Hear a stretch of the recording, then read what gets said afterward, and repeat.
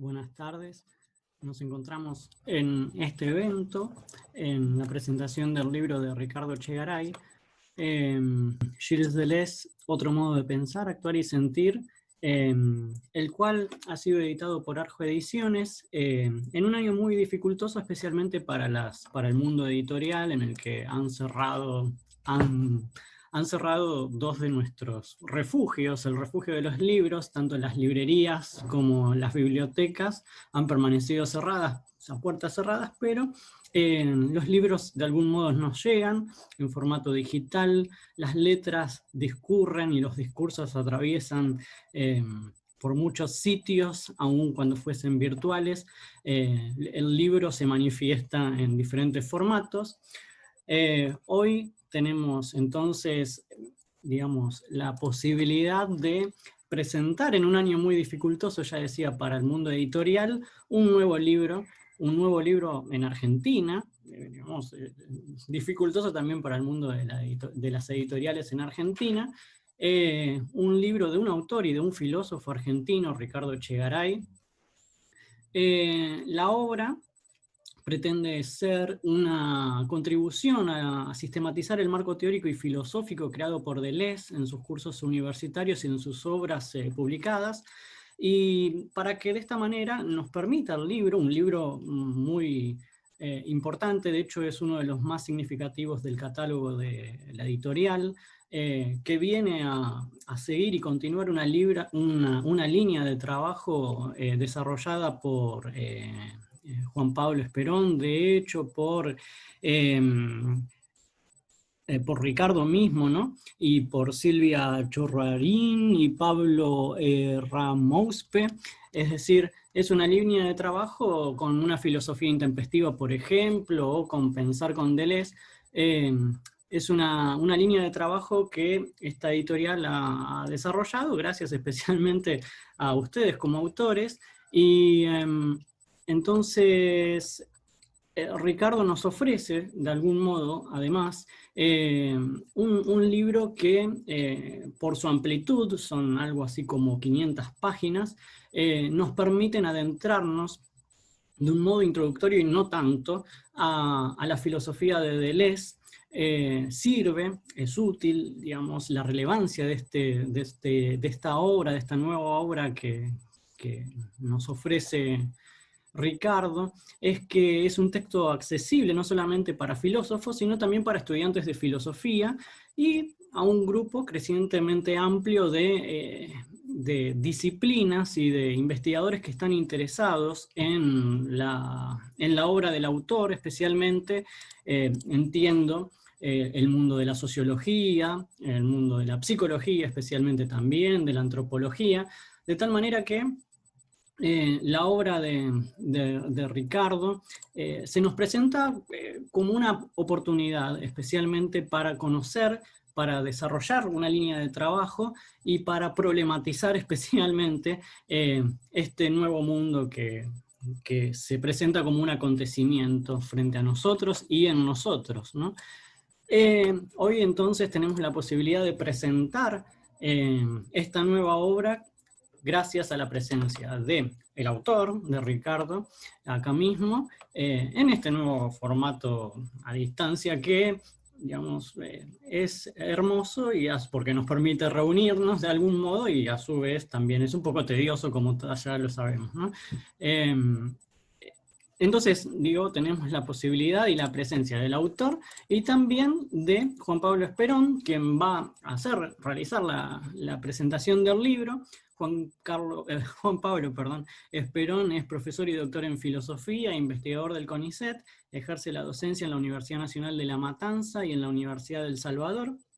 Es director de la revista académica de filosofía Nuevo Pensamiento, la cual, digamos, Arjo Ediciones también contribuye un poco para su desarrollo. Dependiente del Instituto de Investigaciones Filosóficas de la Universidad del Salvador, Juan Juan Pablo Esperón es miembro del Centro de Estudios Filosóficos del ANCFA, ha publicado recientemente una obra, no es la última obra, entiendo, Trascendencia y Sobreabundancia, Fenomenología de la Religión, Filosofía Primera, en el año 2015, por eso digo no es la última obra, junto a Juan Carlos Escanona, recientemente fallecido, y Roberto Walton. Además de numerosos artículos, Juan Pablo ha escrito sobre Nietzsche, Heidegger y Deleuze, de tal manera que le abro camino, le doy la palabra a Juan Pablo para que comience la presentación del libro de Ricardo.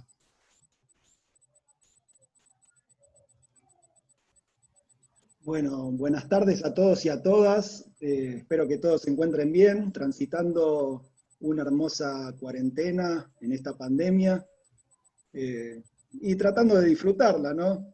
Siempre digo a mis alumnos que el año que viene o cuando sea nos vamos a decir, qué lindo, ¿te acordás aquel año cuando estábamos en cuarentena y estábamos todo el día en casa?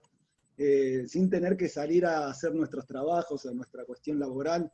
Así que con optimismo vivir la pandemia. Vamos al tema de hoy, a lo que nos convoca. La presentación del libro de Ricardo.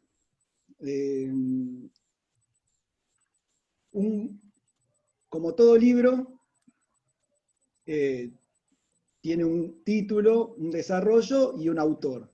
En primer lugar, quería hablar del autor un poquito, ya no del aspecto curricular que todos conocemos, y el que no conoce, googlea a Ricardo Echegaray y enseguida pueden saber quién es, sino de mi experiencia como discípulo, porque Ricardo fue mi maestro en la vida filosófica y un gran amigo. Así que en estas primeras palabras, antes que empiece un poquito a presentar el libro, voy a carecer de completa objetividad, aunque sabemos que es imposible. Lo primero que tengo para decir sobre el autor es que es un gran docente. En ese sentido, docente tanto como investigador, formando a sus discípulos, como en las clases que compartimos juntos. Y en ese sentido, Ricardo no se cansó nunca, hasta en ninguna de sus clases, aun ante la pregunta quizás más reiterativa o más tonta que parezca, de tratar de comprender lo que el interlocutor quería decir y tratar de explicarlo. Y tratar de reexplicarlo. Y eso me parece que es una gran virtud como persona y como docente, que se ve y se refleja en el libro. Nosotros que somos de filosofía estamos acostumbrados a leer libros indescifrables, que terminás de leer la última página y o no llegás a terminarlo porque no podés entender ni siquiera lo que se quiere decir entre el sujeto y el predicado. No sé cómo, no quiero ser despectivo. Bueno, me parece que ese no es el caso de Ricardo. En su forma de escribir y en el texto que estoy presentando, se ve su vocación docente. Y eso hace que el libro sea un libro de muy fácil lectura, no quería decir fácil lectura, sino accesible a todo público. Obviamente hay diferentes registros de comprensión, pero bueno, su labor docente hace que tenga una escritura muy fluida. Primer punto. Segundo punto, no quiero dejar de destacar la actitud de Ricardo como filósofo frente a estar atento a las problemáticas que se presentan en la coyuntura social. Fue una persona siempre muy atenta a lo que está ocurriendo a su alrededor, y desde esa perspectiva siempre intentó preguntar, repreguntar y evitar el sentido común de lo que nos presentan los medios de comunicación por los cuales estamos bombardeados. Ricardo siempre quiso como actitud de vida, me atrevería a decir, poner entre paréntesis el sentido común. Y me parece que eso es otra cosa de las que yo aprendí, muy difícil de emplear, pero bueno, de llevar a cabo, pero bueno, me parece una buena herramienta como actitud de vida. Por eso es un tipo inconformista también. Frente a cualquier cuestión que se le presente, él, por actitud de vida, va a preguntar y repreguntar, y tratar de entender claramente cuál es el problema que se le está planteando. Y bueno, de más está decir que es una persona que leyó siempre que lleva a cabo un problema, lo que primero que trata de hacer es relevar todas las posiciones, dar cuenta de todas las posiciones, tener un panorama claro de la cuestión para luego poder esbozar una especie de diálogo o tener una visión clara para poder extraer conclusiones que enriquezcan el problema, y en todo caso, si no lo podemos, si no se puede cerrar o brindar elementos para intentar resolver el problema, por lo menos clarificar de algún modo los problemas que estamos tratando. Eso como experiencia mía a partir de tantos años vividos junto a Ricardo en la profesión filosófica. Voy estrictamente al libro, y me parece que es por donde tenía que empezar, es por el título. Gilles Deleuze se llama el libro, Otro modo de pensar, actuar y sentir. Entonces, para mí, este es un libro que plantea problemas. Es decir, siempre tuve la convicción que hacer filosofía en sentido estricto requiere meditar sobre los aspectos ontológicos de esta disciplina y problematizar desde esta perspectiva siempre. Esta es una opinión personal, una postura personal. Siempre que queremos hacer filosofía, tenemos que plantearnos estas preguntas. ¿Qué es la realidad? ¿Por qué hay realidad pudiendo no haberla? ¿Cómo actuar en esta realidad? ¿Y cómo sentir esta realidad? ¿Cuál es el sentido de la realidad y de qué modo percibimos esta realidad? Todas esas preguntas, ¿qué es la realidad? ¿Por qué hay realidad pudiendo no haberla? ¿Cómo actuar en ella? ¿Cuál es el sentido de la realidad y cómo la percibimos? Tienen un punto en común que es una perspectiva ontológica. Si hacemos filosofía en sentido estricto, tenemos que meditar sobre la ontología o sobre el aspecto ontológico de esas preguntas. Entonces, a partir del planteo de estos problemas, de estas preguntas que acabo de mencionar y su infinitud de derivaciones, es que esta obra se transforma en novedosa para mí, pues, como nombra el título, Otro modo de pensar, actuar y sentir, esta obra tiene estas características fundamentales. Desestabiliza y rompe las estructuras de pensamiento hegemónicas e imperantes de la tradición filosófica y las categorías imperantes en la actualidad. Entonces, la propuesta de esta obra es un intento de pensar la realidad de un modo alternativo. Me parece que la clave a mí del título es el giro otro modo. Por eso, como decía, la propuesta de esta obra es un intento por pensar la realidad de un modo alternativo al imperante en la coyuntura contemporánea. Pues los conceptos aquí tratados, pensar, actuar y sentir, transgreden las estructuras estables del pensamiento actual, a la vez que abren una inmensidad de posibilidades y nuevas constelaciones de sentido que enriquecen no solo la comprensión del hombre y su mundo, sino la realidad en su totalidad. Entonces, a partir de esto, el profesor Echegaray se apropia de la propuesta deleuziana, se apropia, hace suya la filosofía deleuziana, porque le brinda herramientas para poder plantear problemas de una manera novedosa, enfrentarlos, meditar estos problemas y descubrir nuevos horizontes y constelaciones de sentido que le permiten elaborar respuestas a los interrogantes planteados de un modo alternativo a la filosofía canónica. Es decir, me parece entonces que el problema que subyace en este libro es el problema de cómo pensar, actuar y sentir la realidad de ese otro modo. Es decir, cómo pensar ontológicamente, desde una perspectiva nociológica, desde una perspectiva ética y de una perspectiva ética y política, de otro modo. Este otro modo, entonces, refiere a una contienda que Ricardo elabora contra los conceptos hegemónicos de la tradición filosófica. Todos los conocemos, tales como sujeto, razón especulativa, razón, evidencia, verdad, Dios. Y lo que subyace a ese otro modo siempre es una perspectiva ontológica,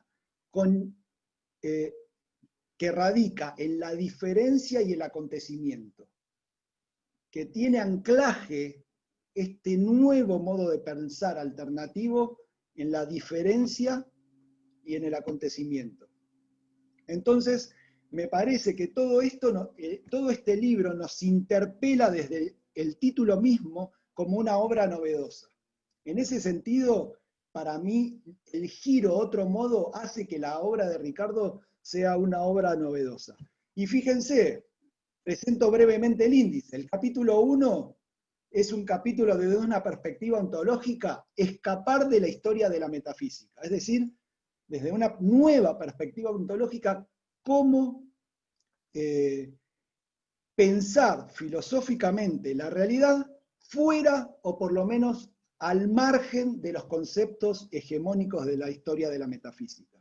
El capítulo 2 de la obra propone, para poder llevar a cabo este movimiento, el concepto de diferencia ontológica, que no voy a desarrollar, para eso está Ricardo, en qué consiste la diferencia ontológica, pero fundamentalmente la diferencia abre nuevos horizontes respecto a la problematización de qué es la realidad y cómo conocer la realidad, cómo sentir la realidad. Capítulo 3 plantea la perspectiva ética, cómo actuar de otro modo, como les mencioné antes. El capítulo 4 también hay una perspectiva ética de actuar de otro modo, pero con hincapié o con arraigo en una ontología política. En el capítulo 5 se propone cómo pensar el cuerpo de otro modo, para que conecta con el capítulo 6, en donde aparece la perspectiva estética, cómo sentir de otra manera la realidad. Y para luego culminar en el capítulo 7 con diferentes ejemplos en donde se muestra ese ejercicio de sentir la realidad de otro modo, a partir de ciertas obras cinematográficas, tomado siempre como base la obra de Deleuze.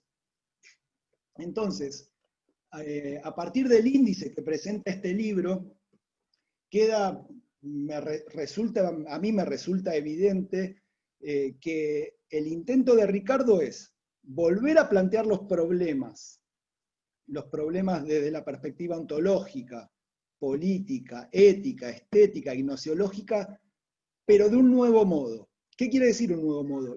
Una nueva forma de pensar la realidad de estos conceptos por fuera de las nociones metafísicas tradicionales y hegemónicas. Y para eso va a aparecer un montón de conceptos nuevos que Ricardo sistematiza de una manera muy novedosa de la obra de Deleuze. Entonces, como conecto con lo que dije al principio, me parece que este libro brinda elementos no solo para los filósofos de profesión o para los que tenemos una formación filosófica, sino también para todos los profesionales de diferentes disciplinas que estén interesados en pensar la realidad o su actividad, pero de un modo alternativo, de otro modo al que normalmente o usualmente nos presenta la realidad o los medios de comunicación. Para hacer una breve caracterización de la obra, ¿cuáles son las características novedosas de esta obra? Algunas ya las dije. La primera que acabo de decir es una nueva sistematización de la obra de Deleuze. Deleuze es un autor contemporáneo muy, muy inquieto, muy prolífico en el planteo de problemas e inquietudes. Lo que hace Ricardo, y es novedoso, es una nueva sistematización y una nueva interpretación de su obra. Una segunda característica importante, que es un ejercicio filosófico vivo, en cuanto sumerge al lector en el ejercicio filosófico de plantear problemas e intentar crear conceptos para resolver esos problemas. En este sentido, cuando uno lee la obra de Ricardo, me parece, aunque no digo de vuelta, no seamos filósofos de profesión, lo novedoso de la obra es que es una especie, si quieren, como dije recién, ejercicio vivo, una especie de manual en donde a partir de la lectura uno empieza a ejercitar su pensamiento y comienza a hacer filosofía en la lectura misma. ¿Por qué? Porque nos brinda herramientas, o dicho pedagógicamente con conceptos pedagógicos, nos enseña a plantear problemas y crear conceptos. Una tercera característica que me parece importante resaltar es que muestra las falencias del sistema y los conceptos metafísicos hegemónicos. Estos conceptos metafísicos que todos conocemos, que arrastramos desde los griegos hasta la actualidad, obviamente muestran y permiten comprender parcialmente la realidad. Pero ¿qué pasa? Se convirtieron en conceptos imperantes, es decir, conceptos hegemónicos, que fuera de esos conceptos pareciera imposible pensar. Bueno, lo que muestra Ricardo a partir de la apropiación de la filosofía deleuziana es justamente la falencia del sistema y los conceptos metafísicos hegemónicos, pero además tiene una propuesta paralela, ese otro modo de pensar estos conceptos. Entonces, y cuarta característica y última que me parece novedosa en la obra, en esta obra se aprecia un gran esfuerzo por mostrar como ejes centrales para pensar de otro modo la realidad, los conceptos de diferencia, acontecimiento, que subyacen a partir de las diferentes dimensiones de la realidad, sea política, sea la estética, sea la ética. Como dije antes, esto hace que esta obra sea de interés para todos los lectores que quieran interiorizarse en el pensamiento de Deleuze, pero también para pensar su profesión o su disciplina a partir de parámetros o conceptos alternativos. Así que invito a todos los que estamos presentes a que lean la obra de Ricardo y se interioricen, porque es una obra que abre nuevos horizontes, que abre nuevas dimensiones de comprensión de la realidad. Y eso, por lo menos para los filósofos, es grandioso.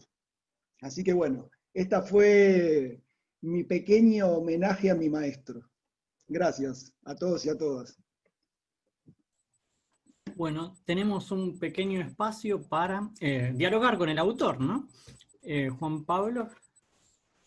Tengo algunas preguntas que me parecían novedosas para preguntarle a Ricardo, unas pocas, y después, si quieren, vamos a dar lugar a todos los que quieran consultarle o interactuar con el autor. Realizamos este diálogo con el autor y luego hacemos otro apartado en el que lo indagamos. Dale, dale. La primera pregunta, Ricardo, que quería hacerte es, ¿para qué seguir escribiendo libros? Antes yo quería, bueno, agradecer el esfuerzo que hiciste vos y el que hizo Fernando. Estamos en un tiempo difícil. Difícil para editar, difícil para hacer presentaciones de libros. Bueno, eso es siempre difícil. Hacer la presentación de un libro es casi una tarea imposible. Porque es como con las series de televisión. en los trailers, que si decís algo, espoleás todo, y si no, tenés que poner referencias que no digan nada de nada. Así que les agradezco ese enfrentar la dificultad. ¿Para qué escribir libros? Yo creo que esto tiene varias dimensiones. Para mí, básicamente es un ejercicio de comprensión. Comprendernos a nosotros mismos para saber quiénes somos o quiénes llegamos a ser. En esto sigo siendo hegeliano. Y además para poder aprender a leer y a pensar. No creo que haya otras formas de aprender a pensar que por el acceso a los grandes pensadores, o también a los pequeños. Deleuze insiste en el acceso a la filosofía por lo que llama los autores menores, la literatura menor, los pensadores menores.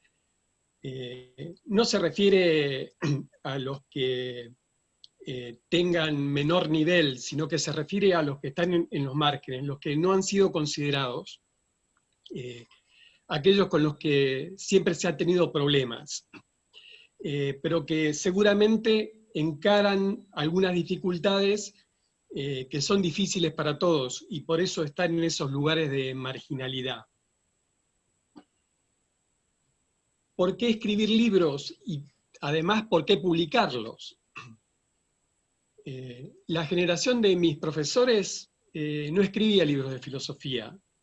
Gente como Mercado Vera o Klein, o incluso Carpio, que fue un poco forzado a publicar sus clases de introducción a la filosofía, no escribían libros de filosofía. Tal vez las pocas excepciones sean, no sé, Massu, que bueno, escribió libros, pero además tenía una familia que se dedicaba tenía una papelera, así que tenía cierta facilidad para eso.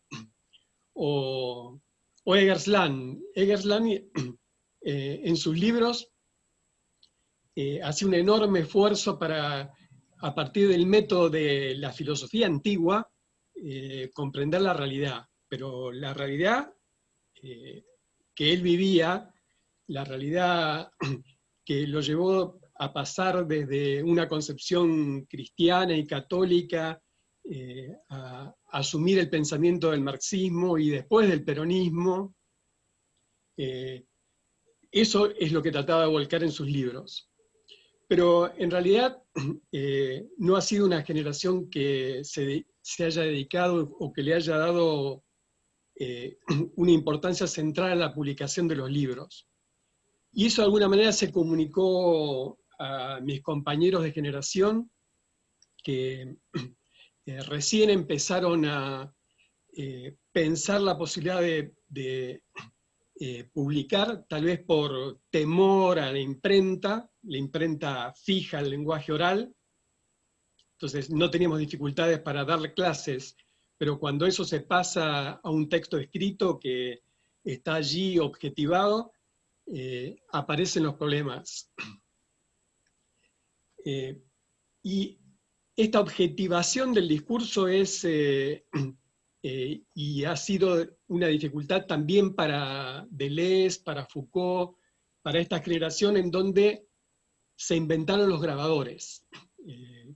Estos autores empiezan a decir, bueno, me encuentro en la clase con un escritorio lleno de grabadores, y finalmente hay solo grabadores, la gente ni siquiera viene, porque saben que después las clases se van a pasar, las desgrabaciones se van a pasar.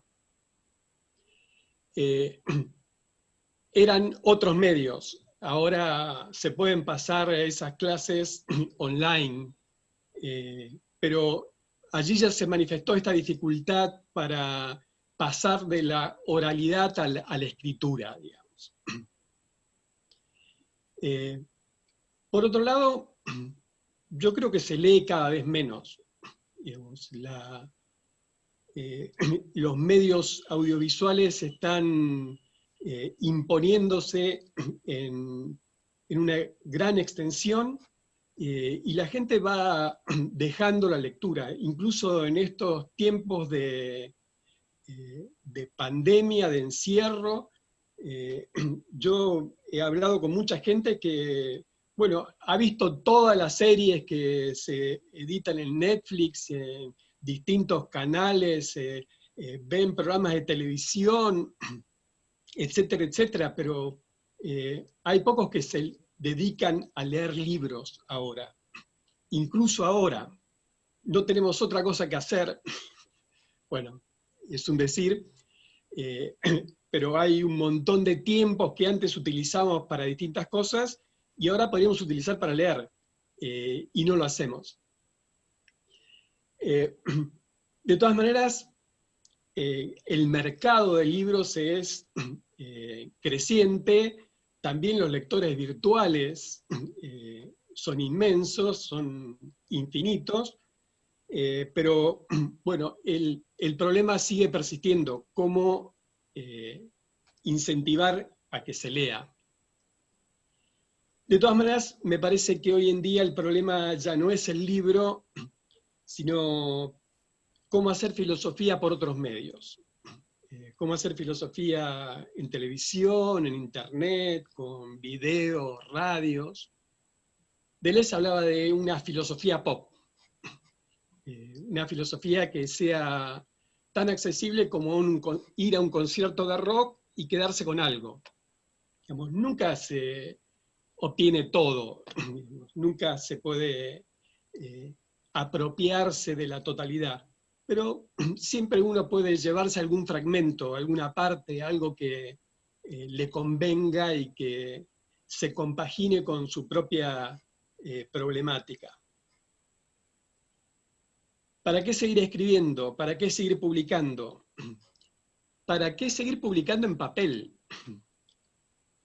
Bueno, hay muchas personas que les gusta el olor del papel y que aun cuando tengan la versión de los libros digitales u otro tipo de versiones o libros que puedan ser audibles, tienen necesidad de este contacto con el papel. Pero bueno, esto tiene también muchas dificultades. La divulgación, la distribución, y a eso hay que agregar el problema de los intermediarios.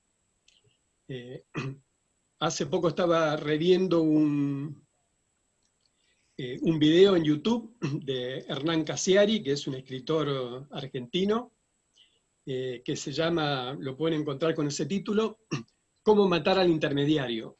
Pues él se encontró que publicaba libros, que le habían ofrecido de distintas editoriales esas publicaciones, y nunca recibía los derechos que le correspondían. Dijo hacer un ejercicio muy simple, y es que la editorial le había pasado una venta de, no sé, 900 ejemplares en el año. Y él tenía un amigo en el pueblo de donde había nacido, que es Mercedes, que tenía una librería.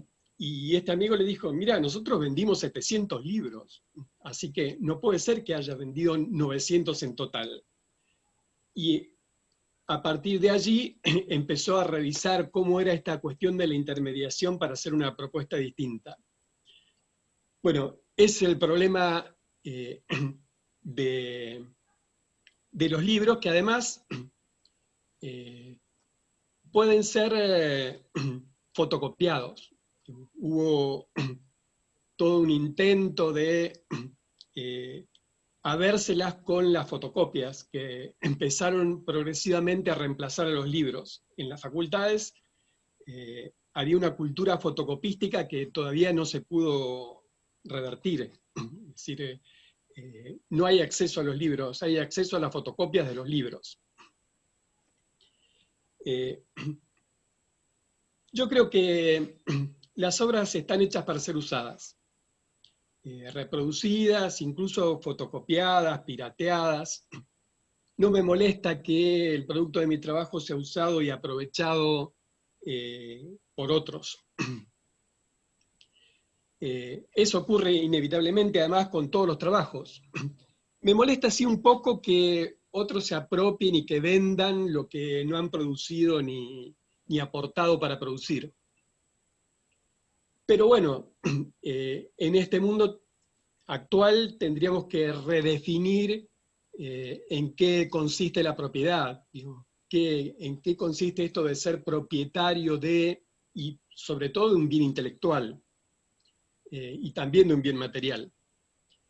Y cuál es la función del trabajo en esto, y cuál es la relación entre el salario y el trabajo, y cuál es la fuente o el fundamento del valor de cambio de esos productos, del trabajo, y también incluso del valor de uso de esos productos. Yo creo que todo esto tiene que ser afrontado en los próximos años. Esto tiene que ser repensado completamente. Pero además, la cuestión no es solamente por qué escribir, para qué publicar, para qué publicar en papel. Incluso el problema se extiende a la posibilidad de la venta. ¿Se escribe para la venta? Bueno, obviamente hay infinidad de libros que se escriben para la venta. Hay escritores que escriben a pedido, digamos. Porque además en este sistema social, vender, bueno, no es necesariamente venderse también. El Charlie Brooker, que es el creador de la serie Black Mirror, dijo: en 2010 aún teníamos una visión atractiva y esperanzadora de la evolución tecnológica. Pero ahora todo se ha vuelto más turbio. El mundo cada vez se parece más a Black Mirror, lo cual es terrible para la humanidad, pero sirve de publicidad para nuestra pequeña serie. O sea, el mundo puede venirse abajo, ¿qué le vamos a hacer? Pero lo que tenemos que seguir haciendo es dinero. Esto también ocurre con los libros y las ventas de los libros. En alguna dimensión, bueno, esto de entrar en el proceso del intercambio, de la venta y del mercado, hace que la producción también tenga que ser afectada y de alguna manera traicionada. Me parece que esto es lo que ha ocurrido con las bandas de rock, que han surgido siempre con un intento de rebelarse contra el sistema, y finalmente terminan siendo una mercancía de las compañías discográficas. Es lo que se representa en esa película Tango Feroz, con la figura de Tanguito, ¿no? Que él se ve como un creador y no puede aceptar ser comercializado. Eso rompe sus propios supuestos, su propio lugar en el mundo, digamos. Lo último, ¿para qué publicar además una edición digital? Bueno, esto me parece lo más prometedor de la técnica actual. Esto es lo más auspicioso de Internet. De alguna manera Internet realiza el ideal de la enciclopedia, o sea, juntar en un lugar la suma del saber humano. Allí está todo. Pero este lugar es igualmente tenebroso y oscuro, digamos, porque allí también está el error y lo falso. Tristan Harris, que es un diseñador del código ético de Google, dice, hay un estudio del MIT, del Instituto Tecnológico de Massachusetts, que dice que las noticias falsas en Twitter se difunden 6 veces más rápido que las verdaderas. ¿Cómo, se pregunta, cómo te despiertas de Matrix si no sabes que estás adentro. O sea, cómo discernir entre lo falso y lo verdadero si lo que se impone 6-1, en todos los casos es la falsedad. Y la red no da ningún criterio para discernir qué es lo falso, ni mucho menos qué es lo verdadero. Además, lo que se publica en la red es de alguna forma inabarcable. No se puede leer todo lo que se está publicando. Yo hice el intento de seguir las publicaciones que se fueron haciendo sobre la pandemia. Empezó con ese librito que se llamaba Sopa de Wuhan, pero inmediatamente empezaron a salir artículos, críticas, comentarios, reseñas, otros libros. Zizek escribió en un mes un libro entero sobre la pandemia. No hay forma de seguir estas lecturas, y mucho menos hacer una reflexión o pensar qué es lo que está pasando a través de esas publicaciones. Además, no bien salen, ya son obsoletas. Yo traté de ir siguiendo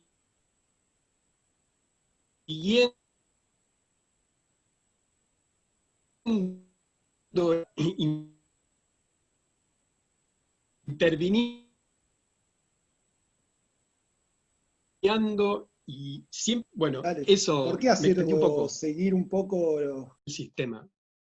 Es del sistema de pensamiento y también del sistema social humano. Dentro de la filosofía, Deleuze da una respuesta a la pregunta ¿cómo pensar después de Hegel y después de Heidegger? Nos separan ya 2 siglos de Hegel y en 7 años va a ser un siglo de la publicación de Ser y Tiempo de Heidegger. O sea que este problema ya tiene, este problema de la crisis del pensamiento, ya tiene por lo menos 2 siglos de existencia. No es un problema nuevo. ¿Cuál es el problema con la crisis de la filosofía, con la crisis del pensamiento? Que con Hegel la historia de la filosofía está acabada, está cumplida, digamos, llegó a su consumación. Y entonces pareciera que no hay forma de pensar nada nuevo, sino lo que ya está pensado. Algo parecido ocurre también en otros planos, por lo menos en la literatura. Y entonces se planteó la cuestión de que había que abandonar la filosofía, que la filosofía estaba superada, que había que reemplazarla por la crítica, o por las ciencias, o por la literatura, o por la epistemología. Y dentro de la realidad social y humana, la crisis es la crisis del sistema capitalista. También esto lleva algún tiempo. Bueno, por lo menos dentro de la tradición marxista, se han ido reseñando las distintas crisis del capitalismo. Se iban reseñando porque se pensaba que se iba a llegar a una crisis final que rompiera con el sistema y que lo derrumbara. Eso no ha ocurrido, pero las crisis se siguen repitiendo. Y el sistema necesita, además, estar en una permanente crisis. Bueno, un poco la respuesta de Deleuze, la pregunta a esto, la respuesta a esta pregunta, ¿por qué Deleuze?, tiene que ver con que allí hay una respuesta a la crisis del pensamiento, porque Deleuze reafirma la tarea de la filosofía, que consiste en invertir la metafísica, dice. Esta cuestión la toma centralmente de Nietzsche. La metafísica para Nietzsche se inicia con la filosofía misma, o sea, con Platón. Lo que hay que invertir es toda esta historia. O sea, lo que hay que hacer es pensar de otro modo que como se ha venido pensando hasta la actualidad. Y para eso es necesario crear conceptos. Entonces, la idea central respecto de la filosofía en Deleuze es que se trata de la creación de conceptos. Los sistemas, en filosofía, por ejemplo, el sistema hegeliano, o en la historia, el sistema capitalista, fueron asimilando todo, integrando todo, se fagocitaron todo, y de esa manera impiden pensar. Entonces, de lo que se trata es de volver a hacer posible el pensamiento. Como consecuencia de la crisis, ya no sabemos cómo pensar. Ya no sabemos pensar. Heidegger decía que la ciencia no piensa, pero se quedó enormemente corto. No solamente la ciencia no piensa, tampoco la técnica, tampoco el sentido común. Y llegamos al punto en que ni siquiera la filosofía piensa. Entonces hay que volver a reiniciar estas preguntas. Mucho menos los algoritmos o la inteligencia artificial o la técnica puede reemplazar al pensamiento. Aunque la razón se ha vuelto técnica, y Foucault mostró claramente que las técnicas pueden ser utilizadas en muy distintos sentidos, en muy distintas relaciones de fuerza. Pero, ¿cómo lidiar con los fines? No solamente con los medios, con el cómo, sino con aquello que da sentido. ¿Cómo lidiar con el sentido? ¿Cómo crear sentido? Ese es el problema deleuziano. La técnica no puede crear sentido. En un documental que hay en Netflix que se llama El enigma de las redes, una cientista de datos, así la presentan, llamada Cathy O'Neill, que además es doctora, y todos los títulos de doctor en el norte son PhD, o sea, Philosophy Doctor, aunque no tiene un título en filosofía, pero son todos doctores en filosofía. Bueno, esta mujer dice: siempre digo que los algoritmos son opiniones en código, y que los algoritmos no son objetivos. Los algoritmos están optimizados para una definición de éxito. Imagínate, si una empresa comercial crea un algoritmo según su definición de éxito, es un interés comercial, es una ganancia.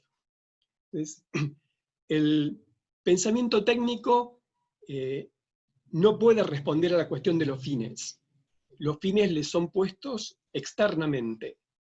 Un fin universalizado, globalizado, es la ganancia. Todo tiene que tener alguna ganancia, hay que hacer dinero con dinero. La técnica no puede resolver estos problemas. Entonces, ¿cómo resolverlos? Pensando de otro modo. Es necesario volver a iniciarse en el aprendizaje del pensamiento. Respecto de esta cuestión de la técnica, bueno, siempre me acuerdo una anécdota. Cuando empezamos a utilizar las computadoras, le pregunté a un compañero de la universidad, que era ingeniero, bueno, qué computadora podía recomendarme para que me comprara. Y entonces me preguntó: ¿y qué querés hacer con la computadora? ¿Para qué la vas a usar? Yo no tenía ni idea de lo que podía darme una computadora. La referencia más cercana que tenía era la máquina de escribir. Entonces le dije: ya, lo que yo quiero es utilizarla como una máquina de escribir, pero con mucha mayor celeridad, comodidad y eficiencia, porque, por ejemplo, cuando escribo sobre papel con la máquina y me equivoco, tengo que usar el corrector, la página se arruina, tengo que empezar de nuevo. En cambio, con el programa de la computadora, bueno, puedo hacer la corrección y ya. Si puse una frase y ahora que la leo me gustaría hacerla de otra manera, bueno, borro y la escribo de nuevo y no pasa nada. Quedó todo igual, con el menor trabajo. Bueno, pero eso es desperdiciar la máquina. ¿Y qué más me puede dar? Bueno, no sé, eso tenés que saberlo vos. Bueno, este es el problema que no puede resolver la técnica. O sea, el fin. Hay infinidad de recursos, después nos fuimos apropiando de las posibilidades de las computadoras, más allá del Word y de otros programas elementales. Incluso lo seguimos haciendo. Todos nosotros ahora sabemos usar el Zoom, por eso estamos aquí, pero hace 7 meses ni siquiera sabíamos que existía el Zoom. Zoom pasó de tener de 10 millones a 330 millones de suscriptores en un mes. De 10 a 330 millones de suscriptores en un mes. O sea, toda esa gente aprendió a usar el Zoom en ese tiempo. O sea, los recursos técnicos están allí, pero la cuestión es, ¿para qué los queremos?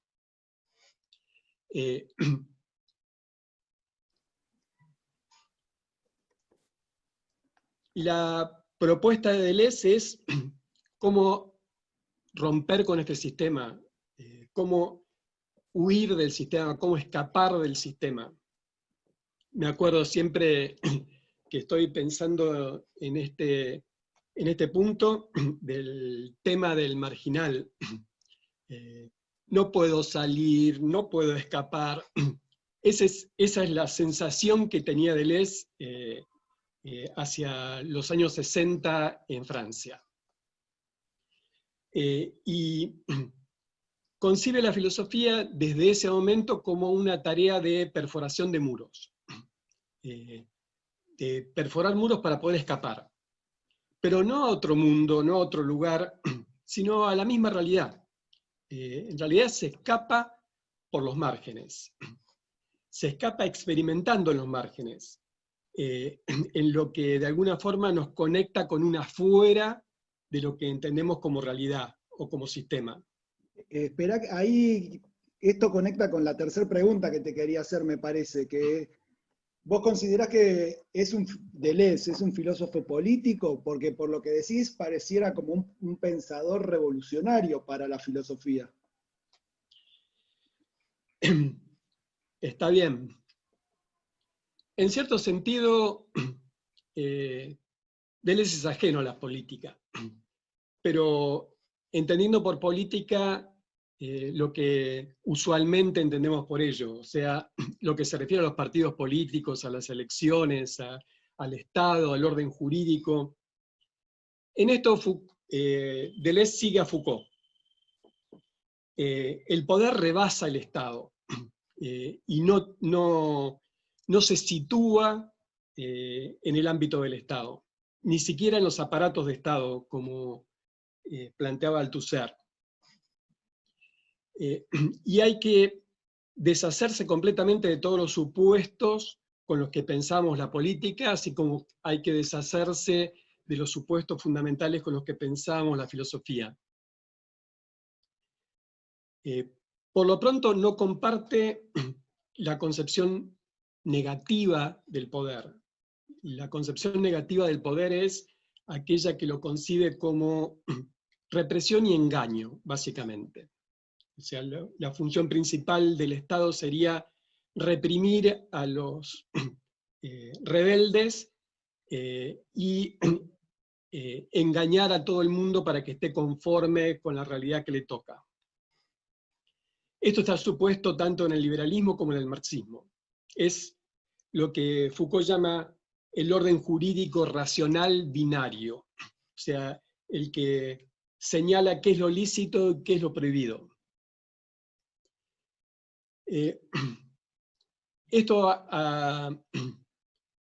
Este modo de pensar la política a Deleuze nunca le ha interesado centralmente, no se ha ocupado de la disciplina de la filosofía política, que se ocupa de estudiar las formas de organización de los gobiernos, del Estado, de la sociedad.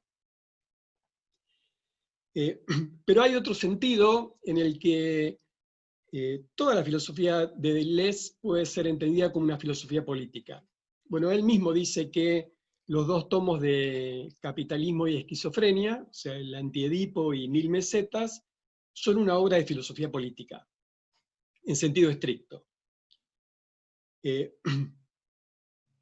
Pero, ¿qué entender ahora por filosofía política? Foucault prefiere utilizar el término micropolítica, y con micropolítica se refiere a toda relación de fuerzas, porque toda relación de fuerzas es una relación política. Es decir, que las relaciones sociales son sociales, pero también políticas. Las relaciones educativas son educativas, pero también políticas. Las relaciones sexuales son relaciones sexuales, pero también hay una relación de fuerzas que las atraviesan. Toda relación es también una relación de fuerza y por eso es política. Esto es lo que Deleuze entiende por micropolítica. Y llega a decir incluso en 1000 mesetas que antes del ser está la política. O sea, el ser es la problemática fundamental de la filosofía, es la base de sustentación a partir de la cual podemos pensar la realidad.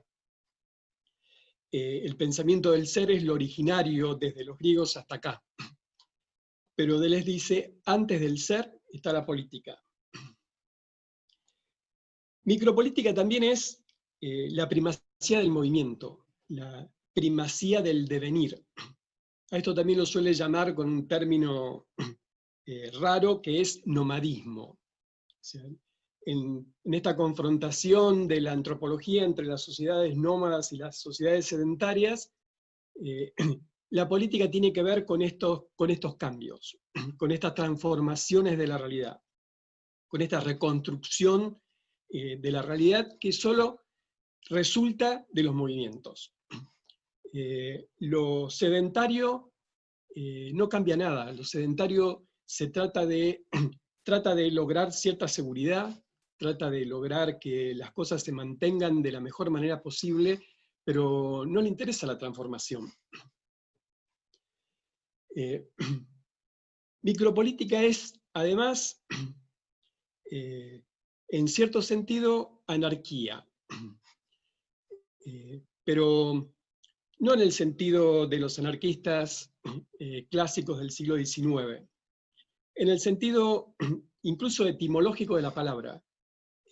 Anarquía significa no hay un principio fundamental, no hay un principio fundante.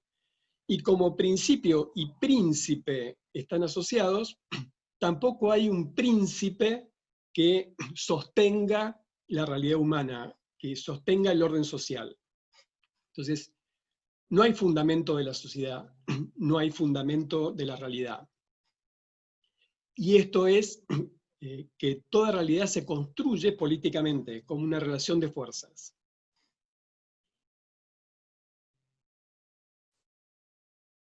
Deleuze no es un pensador político en cuanto que no se preocupa por los temas de las libertades o de las necesidades. Lo que le interesa es la relación de fuerza o, en términos que toma de la tradición psicoanalítica, el deseo. En esto tuvo mucho que ver la relación y la relación con Guattari. Hay que pensar la sociedad en términos de deseo. Lo mismo que para Deleuze y Guattari es el deseo, es el poder para Foucault. Son conceptos que se podrían intercambiar, me parece. Un problema entonces fundamental de la política en el sentido de Deleuze es cómo se entiende el deseo de sumisión, el deseo de obedecer. no es que seamos engañados, no es que seamos obligados o reprimidos, es que deseamos el poder, deseamos ser dominados. Y esto es lo que hay que poder explicar, cómo entender esto. Bueno, eso respecto de lo que vos preguntabas. No sé si iba por ahí tu pregunta. Sí, sí, sí, está muy bien. Y te hago una pregunta más respecto a esto. ¿Y por qué pensás que a Deleuze a veces se lo tilda como un pensador postmoderno, postcapitalismo? ¿Hay algún cambio en esto o pensás que son prejuicios? ¿O a qué refiere postmoderno o postcapitalista? Sí, estos términos comenzaron a utilizarse como también postestructuralismo, deconstructivismo, etcétera, etcétera. Comenzaron a utilizarse y de alguna manera hay que redefinirlos para que puedan ser comprensibles y a esta altura todavía más. Me parece que a Deleuze no le interesan los post, sino que le interesa lo actual. Lo actual que incluye lo virtual. Pero la virtualidad está contenida en la actualidad. No es algo que está más allá ni que viene después. La virtualidad está contenida en la realidad. Así que el objeto de análisis es la realidad presente y el origen de esta realidad presente. Eso es lo que toma con Foucault de Nietzsche, la genealogía. Cómo se ha originado el presente, en qué condiciones se formó la realidad en la que estamos viviendo. Ese estudio va de las disciplinas y el biopoder, que son las problemáticas que planteó Foucault, a la problemática de las sociedades de control, que es el término que le gusta usar a Deleuze. El control tiene que ver no con los encierros de las disciplinas. La función de la disciplina es organizar los espacios cerrados. O sea, se trata de componer una fuerza que sea mayor a la suma de las partes. Eso es lo que ha hecho la economía política. Y eso es también lo que estudió Foucault. Pero lo que le interesa a Deleuze es estudiar, por un lado, no los espacios cerrados de disciplina, sino los espacios abiertos. Y por otro lado, le interesa el problema de la velocidad, cómo el tiempo ha cambiado completamente de sentido. O sea, ya no concebimos el tiempo de la misma manera.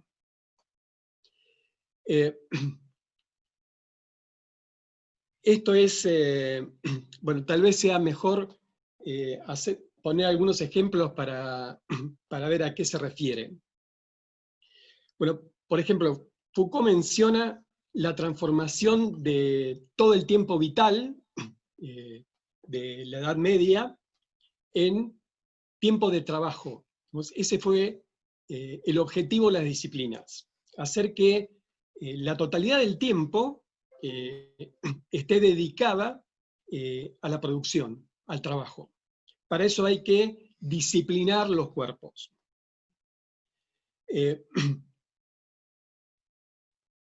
A ver, se pasó de un tiempo diferencial, es decir, hay un momento para cada actividad, a un tiempo abstracto, el tiempo del reloj. De hecho, una de las primeras máquinas que se inventa en la modernidad es el reloj.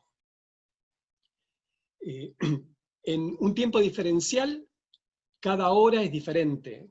No es lo mismo si es de día, si es de noche, si es la hora del almuerzo, si es la hora que se dedica a una actividad, a la oración, o es el tiempo que se dedica al Señor los domingos, etc. Cada tiempo es diferente de otros tiempos. Hay momentos festivos, hay momentos sagrados, hay momentos de sueño, de descanso. Los momentos son distintos. El reloj cambia completamente esto. El reloj como símbolo, digamos, del cambio. En realidad lo que lo cambió fueron las disciplinas. Ya con las disciplinas, cada minuto es exactamente igual a otro. Entonces, no importa si es de día o es de noche. La temporalidad de las fábricas. Escuchaba en un noticiero a un diputado, creo, o un senador, que decía: en el campo se trabaja de sol a sol. Bueno, pero el sol sale, hoy por ejemplo salió a las 5:30 y se puso a las 19:40. O sea, hay 14 horas de sol. No es todo el día, son 14 horas. Y en invierno, en junio, menos dura todavía. Y en el sur, o en el hemisferio norte, en los países del norte, bueno, tienen la mayor parte del día sin luz. Entonces, trabajar de sol a sol es dormir todo el día. ¿Qué pasó con este cambio en la temporalidad? Bueno, en las fábricas no hay distinción entre una hora y otra. Se divide el día en 24 horas y el trabajo en la fábrica se divide en 3 turnos de 8 horas y la fábrica trabaja constantemente. Es de día, es de noche, es invierno, es verano, es la hora de almorzar, no importa, sigue el mismo ritmo y el mismo sistema. Bueno, este cambio de la temporalidad ha afectado nuestras vidas. Ahora casi no podemos imaginar nuestra vida sin trabajar. Hay enormes manifestaciones de gente que tiene problemas porque no sabe qué hacer, porque está todo el día, no puede estar todo el día sin hacer nada, o sea, sin trabajar. No es sin hacer nada, siempre estamos haciendo algo, pero no puede concebirse si no es en este contexto del trabajo. En esto la evolución de las técnicas es importante.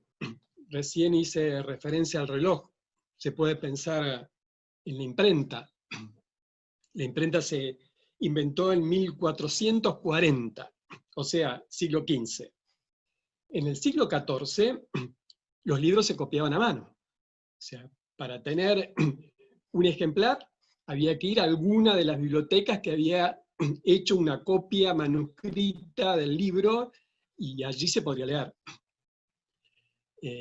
Por supuesto, no había la cantidad de bibliotecas que hay ahora, y para ir a una de estas bibliotecas había que recorrer grandes distancias.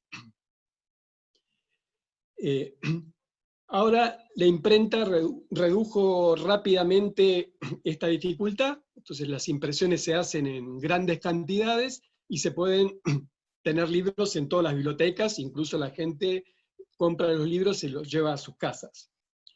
Y esta velocidad se aumentó a tal punto que se llegó a tener una capacidad de imprimir, por ejemplo, los diarios, todos los días. Todos los días hay una edición del diario.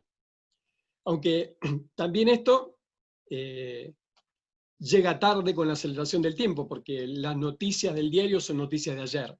Siempre son noticias de ayer. Internet nos pone online. Ahora tenemos directo, un tiempo sin delay, un tiempo en el que no hay que esperar, todo está ahí inmediatamente.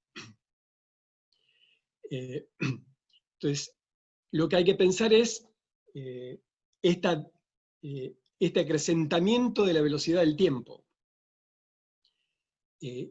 Esto es lo característico de nuestro momento, de nuestro mundo. Pensemos en los tiempos de la mediación política. Hay un libro de Carpentier, que es un poeta cubano, que se llama El siglo de las luces, y él relata o novela una situación en una isla del Caribe en la cual hay un dictador que gobierna en nombre de Robespierre, el dirigente de la Revolución Francesa.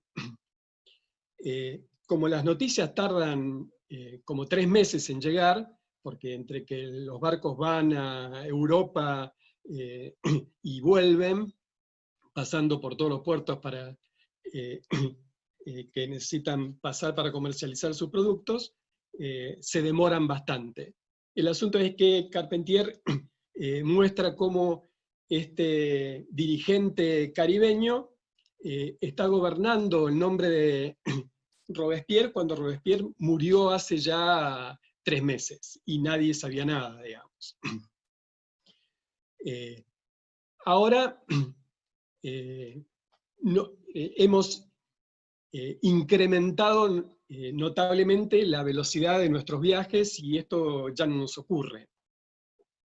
Incluso un escritor norteamericano como Philip Dick, en la década del 60, bueno, y también nuestro expresidente Carlos Menem, imaginaban viajes de un extremo al otro del planeta en un par de horas. Esto en la década del 60, o en los 90 en nuestro caso.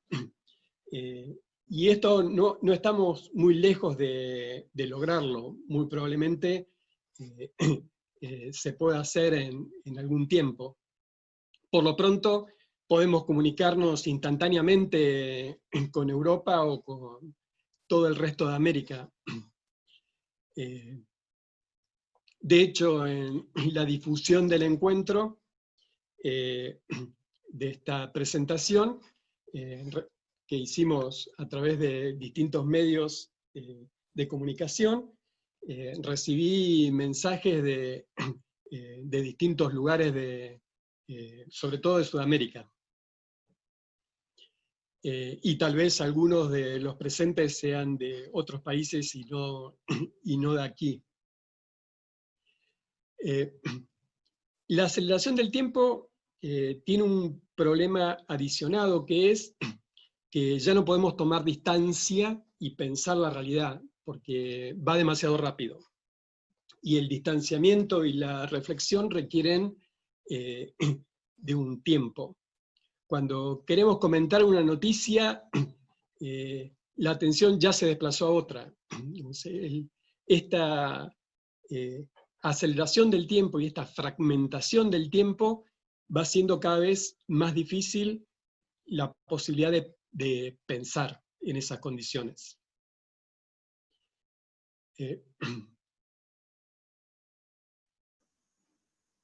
Estamos muy lejos de poder comprender qué hacer con las redes sociales. Estaba leyendo, por ejemplo, un manager de Facebook que decía: solo unos pocos entienden cómo funcionan estos sistemas, y ni siquiera ellos terminan de entender qué pasará con un contenido particular. Esto es porque los algoritmos se van modificando a sí mismos, se van instruyendo a sí mismos, van manejando la propia información que reciben y modifican su propio funcionamiento. Así que como humanos casi perdimos de control estos sistemas, porque ellos controlan la información que vemos, ellos nos controlan más que nosotros los controlamos. Estamos muy lejos de poder comprender cómo se estructura esta realidad en los medios. Vemos, por supuesto, algunas de las virtudes y las utilidades. También se vislumbran algunas de las oscuridades, para decirlo de alguna forma. La serie Black Mirror es paradigmática en ese sentido. Me parece que ha podido ver algunas algunas oscuridades que no sabemos todavía cómo manejar. Hay, por ejemplo, y esto ya forma parte de nuestra vida cotidiana, hay una especie de objetivación de la memoria. O sea, lo que antes quedaba como un registro de la memoria de cada uno, ahora pasa a las máquinas. Está en las computadoras o está en las nubes. Para acceder a nuestros recuerdos, vamos a los archivos y vemos las fotos, o buscamos cartas o documentos de otros momentos, porque no nos acordamos, o tengo una cierta reminiscencia sobre que este autor dijo tal cosa, está objetivamente ahí en la computadora, voy, lo busco y lo encuentro. Entonces, nuestra memoria se salió de nosotros mismos, está ahí afuera, y al hacerse objetiva, puede ser utilizada no solamente por nosotros, sino también por otros. Otros tienen acceso a la memoria de cada uno. Y tal vez podríamos imaginar un momento en que una máquina puede utilizar esos elementos y hacer una especie de clon con nosotros, de nosotros mismos, a partir de esos elementos que están guardados en esa memoria. Ricardo, Nos te hago fuimos. esta consulta, ya que estamos hablando de esto, de la coyuntura que nos toca vivir en pandemia y en cuarentena. ¿Rescatás algo de tu lectura de Deleuze o algún aporte respecto al poder comprender de una mejor manera esta realidad actual, la pandemia que nos tocó vivir este 2020? El otro día estaba viendo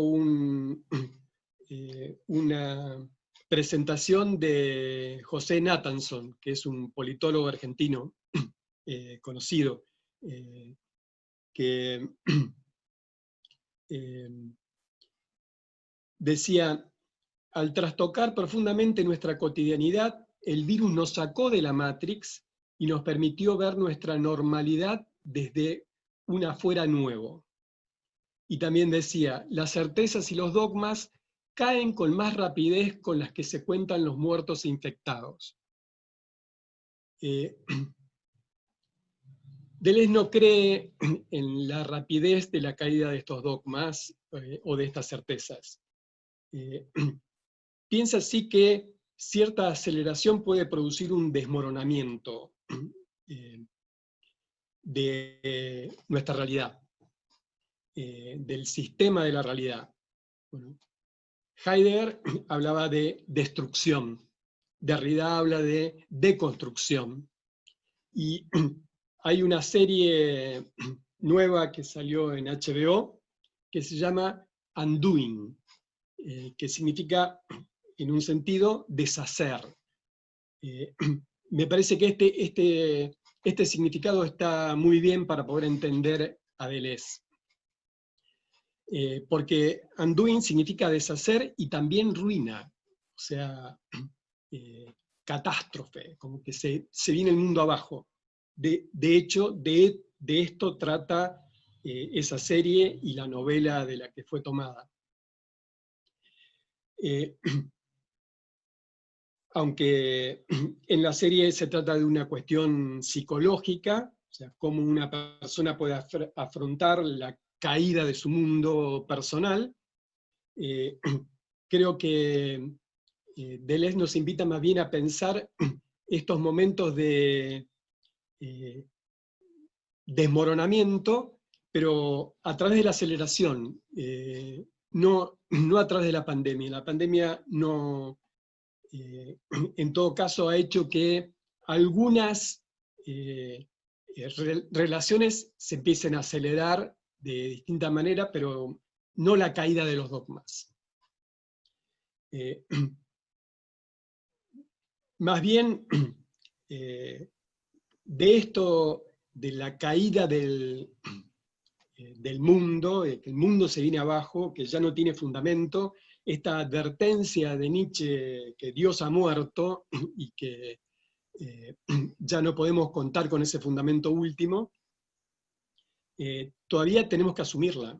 Y Deleuze está por ese camino. ¿Cómo se asume esta falta de fundamento del mundo? No hay un fundamento natural, no hay un fundamento trascendente. ¿Cómo asumimos esta falta de fundamento de la realidad?